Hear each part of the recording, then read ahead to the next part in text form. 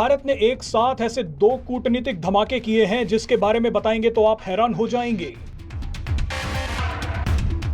संयुक्त राष्ट्र में पीओके का मुद्दा उठाकर भारत अब कश्मीर में 15 देशों को लेकर पहुंच गया। दोनों घटनाओं की टाइमिंग बेहद शानदार है, मगर सबसे जबरदस्त बात तो यह है कि पीओके ने भी संयुक्त राष्ट्र में भारत का साथ दे दिया है। इस वीडियो में आपको सुनवाएंगे कि भारत ने पीओके पर कौन सा दावा ठोका है, इसके बाद पीओके ने भारत का साथ कैसे दिया है और कश्मीर में 15 देशों को क्यों लाया गया है। सबसे पहले बात कश्मीर से ही शुरू करते हैं।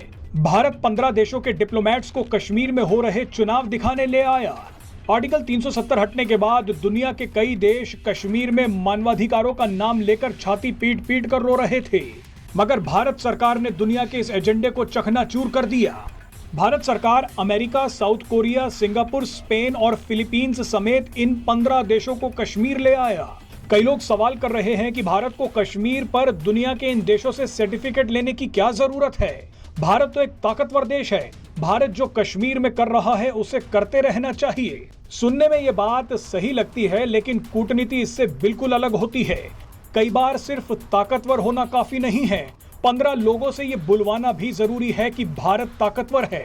चुनाव देखने आए ये सभी डिप्लोमेट्स कश्मीर पर अब वही बयान दे रहे हैं जो भारत बोलता आया है। इन्हें कश्मीर में अब कोई दिक्कत नहीं दिख रही। ये कश्मीर पर भारत की हाँ में हाँ मिलाने लगे हैं। अब मान लीजिए कि कुछ दिनों बाद भारत अगर पीओके पर चढ़ाई करता है तो भारत को इन सभी देशों के समर्थन की जरूरत पड़ेगी। भारत इन देशों को अब आसानी से समझा पाएगा कि कश्मीर और पीओके के विकास में क्या फर्क है। वैसे भारत पीओके पर कुछ खेल तो जरूर कर रहा है। कश्मीर में 15 देशों के डिप्लोमेट्स को लाने से पहले भारत ने संयुक्त राष्ट्र की ह्यूमन राइट्स काउंसिल की एक बैठक में पीओके का मुद्दा उठा दिया। भारत ने संयुक्त राष्ट्र में कश्मीर के एक मुस्लिम एक्टिविस्ट को भेजकर गिलगिट बाल्टिस्तान का मुद्दा उठाया है।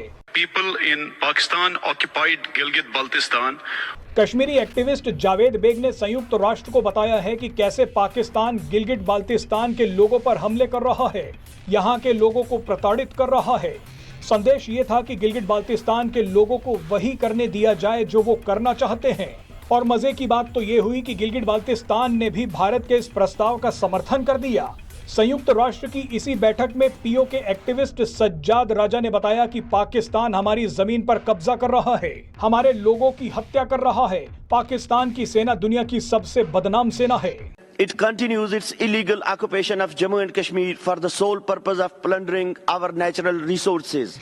अब आप इन बिंदुओं को जोड़िए।